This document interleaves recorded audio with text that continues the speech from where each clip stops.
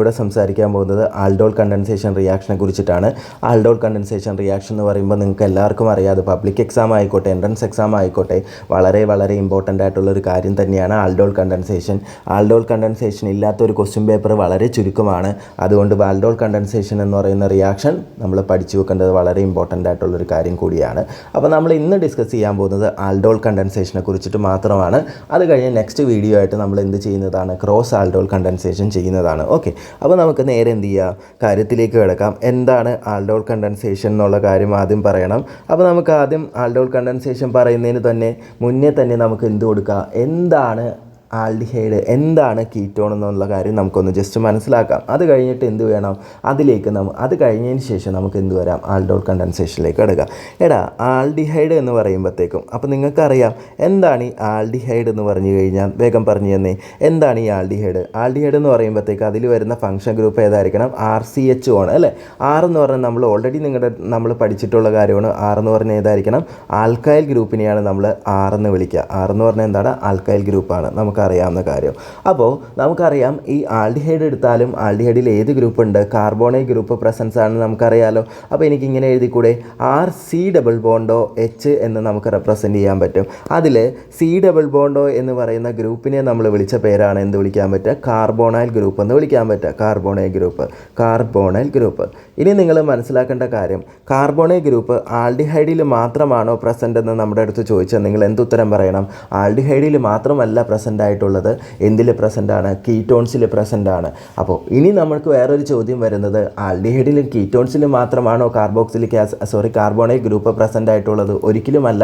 Carbonyl group എവിടെയും present ആണ്. ആൽഡിഹൈഡിലുണ്ട്, കീറ്റോൺസിലുണ്ട്, carboxylic ആസിഡ്സിലുണ്ട്, അതേപോലെ തന്നെ എസ്റ്റേഴ്സിലുണ്ട്, അമൈഡ്സിലുണ്ട്, അൺഹൈഡ്രേറ്റ്സിലുണ്ട്. ഇവരെല്ലാം നമുക്ക് എന്ത് കാണാൻ പറ്റും, ഈ പറഞ്ഞ എന്തിനെ കാണാൻ പറ്റും, കാർബോണൈൽ ഗ്രൂപ്പ്സിനെ പ്രസൻ്റ് ആയിട്ടുണ്ട്. ഓക്കെ, അത് നമ്മൾ മനസ്സിലാക്കാം. അപ്പോൾ നമുക്കിവിടെ വേണ്ട എന്താണ്, ആൽഡിഹൈഡും കീറ്റോൺസിൻ്റെ കേസുമാണ് നമ്മൾ പറഞ്ഞു വരുന്നത്. ഇത്രയേ ഉള്ളൂ. ആൽഡിഹൈഡ് ആയിക്കോട്ടെ, കീറ്റോൺസ് ആയിക്കോട്ടെ, അവർക്കിടയിൽ എന്തുണ്ട്, കാർബോണൈൽ ഗ്രൂപ്പ് പ്രസൻ്റ് ആണെന്നുള്ള കാര്യം മനസ്സിലാക്കി വെക്കുക. അങ്ങനെയാണെങ്കിൽ കീറ്റോൺസിൻ്റെ കേസ് എഴുതുവാണ്. നോക്കണേ, കീറ്റോൺസ്. അങ്ങനെയാണെങ്കിൽ കീറ്റോൺസിൻ്റെ നമ്മൾ ഇതേപോലെ തന്നെ അതിൻ്റെ അകത്ത് വരുന്ന ഫംഗ്ഷൻ ഗ്രൂപ്പ് എഴുതി കഴിഞ്ഞാൽ എങ്ങനെയായിരിക്കും, C⋯O ഉണ്ട്, രണ്ട് സൈഡിലേക്ക് ഏത് ഗ്രൂപ്പ് വരണം, ആൽക്കൈൽ ഗ്രൂപ്പ് വരണം. അതാണ് കീറ്റോൺ എന്ന് വിളിക്കുക. അപ്പോൾ എങ്ങനെ എഴുതാൻ പറ്റും, RC⋯O R.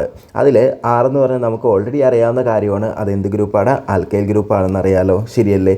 അല്ലെങ്കിൽ നമുക്ക് എങ്ങനെ എഴുതാൻ പറ്റും, സിംപ്ലി എഴുതുവാണെങ്കിൽ RCO എന്ന് നമുക്ക് എഴുതാൻ പറ്റും. ഓക്കെ, അതാണ് കീറ്റോൺ എന്ന് വിളിക്കുക. അതിൽ നിങ്ങൾ നോക്കിയാൽ മനസ്സിലാവും, ഇവിടെയും C⋯O ഗ്രൂപ്പ് പ്രസൻ്റ്.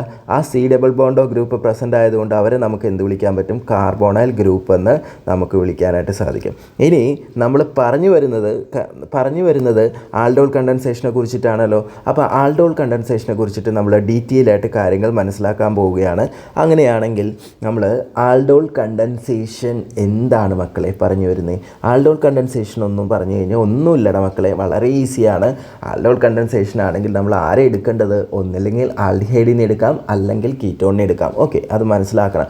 പക്ഷേ അവിടെ ഒരു കണ്ടീഷൻ ഉണ്ട്. ആൽഡോൾ കണ്ടൻസേഷൻ നടക്കണമെങ്കിൽ എന്ത് വേണം, ആൽഫ ഹൈഡ്രജൻ നിർബന്ധമായിട്ടും വേണം. അപ്പോൾ എന്ത് വേണമെന്ന് ഞാൻ പറഞ്ഞു തന്നെ, ആൽഫ ഹൈഡ്രജൻ നിർബന്ധമായിട്ടും വേണം. അങ്ങനെ ആൽഫ ഹൈഡ്രജൻ ഉള്ള ആളുകൾ മാത്രമേ എന്ത് കാണിക്കത്തുള്ളൂ എന്ന് പറഞ്ഞു, ആൽഡോൾ കണ്ടൻസേഷൻ കാണിക്കത്തുള്ളൂ. മനസ്സിലാക്കി വെക്കുക. ആൽഡോൾ കണ്ടൻസേഷൻ കാണിക്കണമെങ്കിൽ എന്ത് വേണം, ആൽഫ ഹൈഡ്രജൻ നിർബന്ധമായിട്ടും വേണം.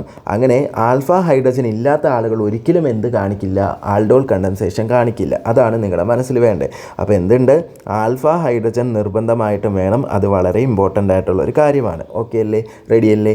ആ കാര്യം നിങ്ങളുടെ മനസ്സിൽ വെക്കണേ. അപ്പോൾ ആൽഫ ഹൈഡ്രജൻ നിർബന്ധമായിട്ടും വേണം. അങ്ങനെയാണെങ്കിൽ നമ്മൾ പറഞ്ഞു, അപ്പോൾ അങ്ങനെയാണെങ്കിൽ എന്ത് വേണോടാ, ആൽഫ ഹൈഡ്രജൻ നിർബന്ധമായിട്ടും വേണമെന്ന് പറഞ്ഞല്ലോ. അപ്പോൾ നമുക്ക് ആ പോയിൻ്റ് അങ്ങ് എഴുതി വെക്കാം. എങ്ങനെ എഴുതാൻ പറ്റും, നിങ്ങൾ തന്നെ പറഞ്ഞു, aldehyde and ketones must have എന്ത് എഴുതാൻ പറ്റും, അറ്റ്ലീസ്റ്റ് വൺ ആൽഫ ഹൈഡ്രജൻ. ഇതാണ് നിങ്ങളുടെ മനസ്സിൽ വേണ്ട കാര്യം. ഓക്കെ ആണല്ലോ, റെഡി ആണല്ലോ, കിട്ടിയല്ലോ. ഓക്കെ, അങ്ങനെയാണെങ്കിൽ നമുക്കറിയാം നമുക്ക് എന്താണ് കിട്ടുക, നമ്മുടെ പ്രോഡക്റ്റായിട്ട് കിട്ടുന്ന ആൾക്കാരെ നമ്മൾ കൃത്യമായിട്ട് അറിഞ്ഞിരിക്കണം. നമുക്ക് കിട്ടുന്നത് നോക്കിക്കേടാ മക്കളെ, we get beta hydroxy beta hydroxy ഏതായിരിക്കും നമുക്ക് കിട്ടുക? ബീറ്റ ഹൈഡ്രോക്സി ആയിട്ടുള്ള ആൽഡിഹൈഡ് കിട്ടാം അല്ലേ? ആൽഡിഹൈഡ്, അല്ലെങ്കിൽ അതിൻ്റെ ബ്രാക്കറ്റിൽ നമുക്ക് എന്ത് കൊടുക്കാം? ആൽഡോൾ എന്ന് കൊടുക്കാൻ പറ്റും. ഓർ ബീറ്റ ഹൈഡ്രോക്സി കീറ്റോൺ കിട്ടാം. അപ്പോൾ ഇതാ beta hydroxy ketone, beta hydroxy ketone. ഇതാണ് നമ്മൾ മനസ്സിലാക്കുക. അപ്പോൾ അതിനെ നമുക്ക് എന്ത് വിളിക്കാൻ പറ്റും? കീറ്റോൾ എന്ന് വിളിക്കാനായിട്ട് സാധിക്കും. മനസ്സിലായോടാ? അപ്പോൾ ഇതാണ് മനസ്സിലാക്കി വെക്കേണ്ടത്. അപ്പോൾ ഞാൻ ജസ്റ്റ് നമ്മൾ പറഞ്ഞ കാര്യം ഒന്നും കൂടി റിപ്പീറ്റ് ചെയ്തതിന് ശേഷം നമുക്ക് എന്ത് ചെയ്യാം? ബാക്കി കാര്യത്തിലേക്ക് കിടക്കാം. ഓക്കെ, അപ്പോൾ അങ്ങനെയാണെങ്കിൽ നിങ്ങൾ പറഞ്ഞു തന്നേ. ഞാൻ പറഞ്ഞു ഫസ്റ്റ് തന്നെ ആൽഡോൾ കണ്ടൻസേഷൻ പഠിക്കുമ്പോൾ നമ്മൾ എന്താ പറഞ്ഞു വന്നേ? എന്താണ് ആൽഡിഹൈഡ് എന്ന് ഞാൻ കൃത്യമായിട്ട് പറഞ്ഞു. ആൽഡിഹൈഡ് എന്ന് പറഞ്ഞു കഴിഞ്ഞാൽ അതിൻ്റെ ഫംഗ്ഷൻ ഗ്രൂപ്പ് ഏതാ? RCHO ആണ്. ഈ R എന്ന് പറയുന്ന ഏത് ഗ്രൂപ്പാണ്? ആൽക്കൈൽ ഗ്രൂപ്പാണെന്ന് പറഞ്ഞു. അതേപോലെ തന്നെ ഈ ആൽഡിഹൈഡിൽ ഏത് ഗ്രൂപ്പ് ഉണ്ട്? നമുക്കറിയാം കാർബോണൈൽ ഗ്രൂപ്പ് പ്രസൻ്റ് ആണ്. അതേപോലെ തന്നെ കീറ്റോൺസിൽ എന്തുണ്ട്? കാർബോണൈൽ ഗ്രൂപ്പ് പ്രസൻ്റ് ആണെന്ന് നമ്മൾ പറഞ്ഞു. റെഡിയാണല്ലോ? അത് കഴിഞ്ഞതിന് ശേഷം ആൽഡോൾ കണ്ടൻസേഷൻ നടക്കണമെങ്കിൽ മിനിമം എത്ര ആൽഫ ഹൈഡ്രജൻ വേണം? അതായത് ഒരു ആൽഫ ഹൈഡ്രജൻ മിനിമം ഇല്ലാത്ത ആൾക്കാർ എന്ത് കാണിക്കില്ല? ആൽഡോൾ കണ്ടൻസേഷൻ എന്ന് പറയുന്ന കാര്യം കാണിക്കത്തില്ല എന്നുള്ള കാര്യം നിങ്ങളുടെ മനസ്സിലിരിക്കണം. ഓക്കെ ആണല്ലോ? അതേപോലെ തന്നെ ആൽഡിഹൈഡ് ആൻഡ് കീറ്റോൺസ് നോക്കിക്കേ, മസ്റ്റ് ഹാവ് 1 ആൽഫ ഹൈഡ്രജൻ. അതായത് നമുക്ക് എന്ത് വേണം? ആൽഡിഹൈഡ് എടുത്താലോ കീറ്റോൺ എടുത്താലോ നമുക്ക് എന്ത് വേണം? ഒരു ആൽഫ ഹൈഡ്രജൻ നിർബന്ധമായിട്ടും വേണം. അങ്ങനെ ആൽഫ ഹൈഡ്രജൻ ഇല്ലാത്ത ആളുകളാണെങ്കിൽ അവരെന്ത് റിയാക്ഷൻ കാണിക്കും? നമ്മൾ ആൽഡോൾ കണ്ടൻസേഷൻ റിയാക്ഷൻ കാണിക്കില്ല. പക്ഷേ അതിന് പകരം എന്താ കാണിക്കുക? കാനിസാറോ റിയാക്ഷനാണ് കാണിക്കുക. മനസ്സിലാക്കി വെക്കുക. ഓക്കെ, അതിനെക്കുറിച്ചിട്ടൊക്കെ നമുക്ക് ഡീറ്റെയിൽ ആയിട്ട് പഠിക്കാം. അപ്പോൾ നമുക്ക് എന്താണ് കിട്ടുക? നോക്കിക്കേ, എന്താ നമുക്ക് കിട്ടുന്നത്? ബീറ്റ ഹൈഡ്രോക്സി ആൽഡിഹൈഡ് അല്ലെങ്കിൽ ബീറ്റ ഹൈഡ്രോക്സി കീറ്റോൺ കിട്ടും. ബീറ്റ ഹൈഡ്രോക്സി ആൽഡിഹൈഡിനെ നമ്മൾ ആൽഡോൾ എന്ന് വിളിക്കും. ബീറ്റ ഹൈഡ്രോക്സി കീറ്റോൺസിനെ നമുക്ക് എന്ത് വിളിക്കാൻ പറ്റും? കീറ്റോൾ എന്ന് വിളിക്കാനായിട്ട് സാധിക്കും. പിടികിട്ടിയോ? ഓക്കെ ആണല്ലോ? ക്ലിയർ ആണല്ലോ? ഓക്കെ, അത് കഴിഞ്ഞതിന് ശേഷം ദെൻ നോക്കിക്കേ, നമുക്ക് ഈ റിയാക്ഷൻ എങ്ങനെയാണ് എഴുതേണ്ടതെന്നുള്ളത് കാര്യങ്ങളൊക്കെ നമുക്ക് പഠിക്കാൻ പോവുകയാണ്. നമ്മൾ പെട്ടെന്ന് തന്നെ സംഭവം സെറ്റാക്കി എടുക്കും. നോക്കണേടാ, ട്രിക്കാണ്. ഈ ട്രിക്ക് വെച്ച് നമുക്ക് പഠിച്ചു കഴിഞ്ഞാൽ ആൽഡോൾ കണ്ടൻസേഷൻ വളരെ എളുപ്പം. അപ്പോൾ ആൽഡോൾ കണ്ടൻസേഷൻ നടക്കണമെങ്കിൽ ഞാൻ പറഞ്ഞു ആൽഫ ഹൈഡ്രജൻ നിർബന്ധമായിട്ടും വേണം. അപ്പോൾ ഞാനൊരു ആൽഡിഹൈഡിനെ എടുക്കാൻ പോവാം. നോക്കണേ, അപ്പോൾ നോക്കിയേ, CH3 CHO. ഇത് തീർച്ചയായിട്ടും നിങ്ങൾ കാണുമ്പോൾ തന്നെ അറിയാൻ പറ്റും ഇതൊരു ആൽഡിഹൈഡാണ് അല്ലേ? ആൽഡിഹൈഡിനെ ഞാൻ എന്ത് ചെയ്യാൻ പോവുക? നിങ്ങൾ നോക്കിക്കേ, ഡയല്യൂട്ടഡ് ആയിട്ടുള്ള NaOH റിയാക്ഷൻ നടത്താൻ പോവാം. NaOH എന്ന് പറഞ്ഞാൽ എന്താ? തീർച്ചയായിട്ടും നിങ്ങൾക്കറിയാം അതൊരു ബേസാണെന്ന് നമുക്ക് ഓൾറെഡി അറിയാമല്ലോ. അപ്പോൾ ഇങ്ങനെ എഴുതി കഴിഞ്ഞാൽ നമുക്ക് പെട്ടെന്ന് മനസ്സിലാവില്ല. അപ്പോൾ ഇത് നമുക്ക് എങ്ങനെയാണ് പ്രോഡക്റ്റ് എഴുതേണ്ടതെന്ന് നമുക്ക് പെട്ടെന്ന് കിട്ടില്ല.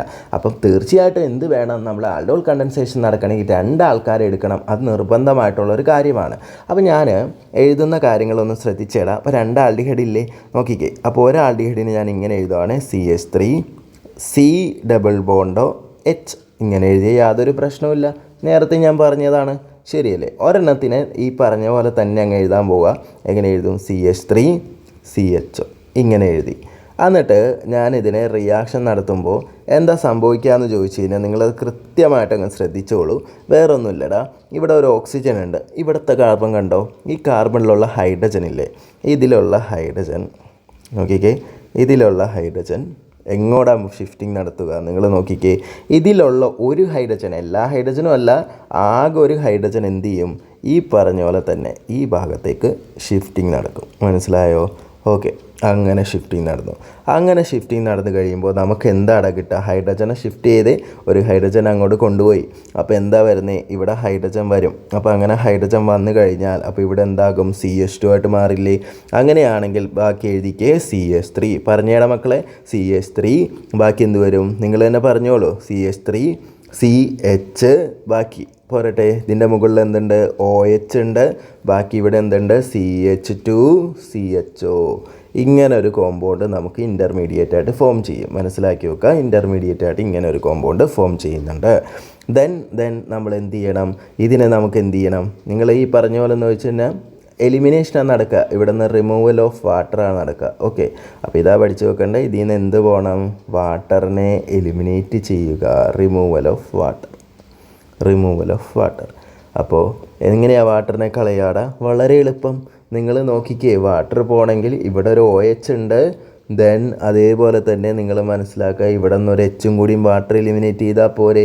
അങ്ങനെ H2O എലിമിനേറ്റ് ചെയ്തു അവിടെ നിന്ന്. അങ്ങനെ വാട്ടർ എലിമിനേറ്റ് ചെയ്തിട്ട് അവിടെ എന്തായി മാറും? ഡബിൾ ബോണ്ടായിട്ട് മാറും. അതായിരിക്കും നമുക്ക് കിട്ടേണ്ട കണ്ടൻസേഷൻ പ്രോഡക്റ്റ്. അപ്പോൾ എങ്ങനെ എഴുതാൻ പറ്റും മക്കളെ? പറഞ്ഞു തന്നെ. CH3 CH double bond CH പിന്നെന്ത് വരും? CHO. ഇതാണ് നമുക്ക് കിട്ടേണ്ട കണ്ടൻസേഷൻ പ്രോഡക്റ്റ്. അപ്പോൾ നമുക്കിത് കിട്ടി. എന്താണ്? കണ്ടൻസേഷൻ പ്രോഡക്റ്റ് കിട്ടി. കണ്ടൻസേഷൻ പ്രോഡക്റ്റ് സിമ്പിളാണ് മനസ്സിലാക്കി എടുത്തു കഴിഞ്ഞാൽ പക്ക സിമ്പിളായിട്ടുള്ളൊരു കാര്യം തന്നെയാണ് സംഗതി. അപ്പോൾ ഇത് നിങ്ങളുടെ മനസ്സിൽ വെച്ചേക്കണം. ഇങ്ങനെയാണ് അതിനെ ചെയ്യേണ്ട കാര്യങ്ങൾ. അപ്പോൾ ഞാൻ ഒരെണ്ണവും കൂടി തരാം, നിങ്ങൾക്ക് ചെയ്യാൻ പറ്റുമോ നോക്കി. കീറ്റോൺസിൻ്റെ കേസാണ്. ഇതും കൂടി പഠിച്ചു കഴിഞ്ഞാൽ നമ്മുടെ കാര്യം കഴിഞ്ഞു. അപ്പോൾ ഞാൻ എന്ത് ചെയ്തു? 2 മോളിക്യൂള് CH3 CO CH3. തീർച്ചയായിട്ടും ഇതൊരു കീറ്റോണാണ്. അതിനേതെങ്കിലും ഒരു ബേസിൻ്റെ പ്രസൻസിൽ ഞാനിവിടെ കൊടുത്തത് ബേരിയം ഹൈഡ്രോക്സൈഡ് എന്ന് പറഞ്ഞ ഒരു ബേസിൻ്റെ പ്രസൻസാണ് കൊടുത്ത്. സുഖമായിട്ട് നമുക്ക് എന്ത് എഴുതാൻ പറ്റും? നേരത്തെ എഴുതിയ പോലെ തന്നെ എഴുതാമല്ലോ. അപ്പോൾ ഞാൻ എന്ത് ചെയ്തു? ഒരെണ്ണത്തിനെ നേരത്തെ ഇങ്ങനെ എഴുതി വലുതാക്കി എഴുതി അല്ലേ. അപ്പോൾ ഇതിങ്ങനെ എഴുതിയിട്ടുണ്ട്. ദെൻ അടുത്ത ഒരെണ്ണം കൂടി ഉണ്ടല്ലോ, CH3 CO CH3 എന്ന് എഴുതി. ദെൻ എന്താ സംഭവിക്കുന്നത്? നിങ്ങൾക്ക് തന്നെ അറിയാൻ പറ്റും. എന്താണ് സംഭവിക്കുക? ഇവിടെ നിന്ന് ഒരു ഹൈഡ്രജൻ ഇങ്ങോട്ട് പോകണം. അതല്ലേ നമ്മൾ നേരത്തെ പറഞ്ഞ്. അപ്പോൾ നമുക്ക് എന്തായിരിക്കും കിട്ടേണ്ടത്? നിങ്ങൾക്കറിയാം, ഞാൻ പറഞ്ഞു തരാതെ തന്നെ അറിയാം. എന്ത് വരും? CH3 എന്ത് വരും? COH അതേപോലെ തന്നെ CH3 അതേപോലെ തന്നെ ഇപ്പുറത്ത് എന്ത് വരും? CH2O പിന്നെ ബാക്കി ആരുള്ള CH3. ഇതാണ് നമുക്ക് കിട്ടേണ്ട സാധനം. ദെൻ നിങ്ങൾ പറഞ്ഞു. അത് കഴിഞ്ഞതിന് ശേഷം നമ്മൾ എന്ത് ചെയ്യാൻ പോവുക? തീർച്ചയായിട്ടും നിങ്ങൾക്ക് അറിയാൻ പറ്റും. എന്താണ് ചെയ്യേണ്ടത്? വാട്ടർ മോളിക്യൂളിനെ റിമൂവ് ചെയ്യണം. അങ്ങനെ വാട്ടറിനെ എവിടെ നിന്നാണ് കളയുക? നമ്മൾ പഠിച്ചു കഴിഞ്ഞു. ഇതിൻ്റെ മുകളിലുള്ള ഒരു OHും ഇവിടെ നിന്ന് ഒരു ഹൈഡ്രജനും കൂടി വാട്ടർ മോളിക്യൂൾ എലിമിനേറ്റ് ചെയ്തിട്ട് അവിടെ എന്ത് വരണം? ഡബിൾ ബോണ്ട് വരണം. ഓക്കെ. അപ്പോൾ അങ്ങനെ എഴുതുമ്പോൾ നമുക്ക് എന്ത് കിട്ടി? CH3 C അടിയിൽ CH3 ഉണ്ട്. പിന്നെ എന്ത് വരണം? ഇവിടെ ഡബിൾ ബോണ്ട് CH ബാക്കി CO CH3. ഇതാണ് നമുക്ക് കിട്ടേണ്ട കണ്ടൻസേഷൻ പ്രോഡക്റ്റ്. അപ്പോൾ ഇതാണ് കണ്ടൻസേഷൻ പ്രോഡക്റ്റായിട്ട് നമുക്ക് കിട്ടുക. കണ്ടൻസേഷൻ